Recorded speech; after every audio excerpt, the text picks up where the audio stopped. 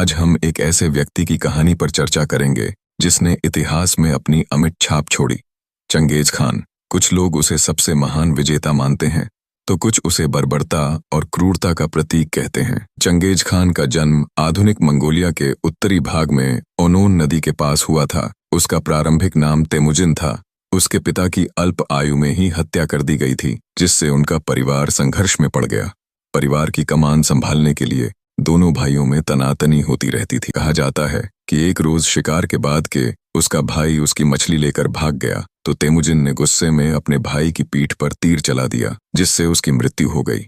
इसके बाद तेमुजिन का अपहरण कर उसे दास बना दिया गया। तेमुजिन की पत्नी, जिसका विवाह के पश्चात अपहरण कर लिया गया था, लेकिन इन सब ने उसे कमजोर नहीं किया बल्कि एक असाधारण योद्धा और रणनीतिकार बना दिया। चंगेज खान ने बिखरे हुए मंगोल कबीलों को एकजुट किया। अपनी पत्नी को छोड़ने के लिए उसने युद्ध किए। पत्नी को दुश्मनों से छुड़ा लेने के बाद भी उसने युद्ध अभियान बंद नहीं किया, क्योंकि अब वह एक महान साम्राज्य की स्थापना की लालसा में था। इसके बाद उसने एक ऐसा साम्राज्य खड़ा किया जो चीन से लेकर यूरोप तक फैला था। चंगेज खान की बेटियों ने उसे पूर्व के शहंशाह में बदल दिया। चंगेज खान कूटनीति की कला में माहिर बन गया था। अपनी बेटियों और सहयोग राजाओं के बीच विवाह का प्रस्ताव रखते थे, लेकिन कुछ शर्तों के साथ। ऐसी ही एक अन्य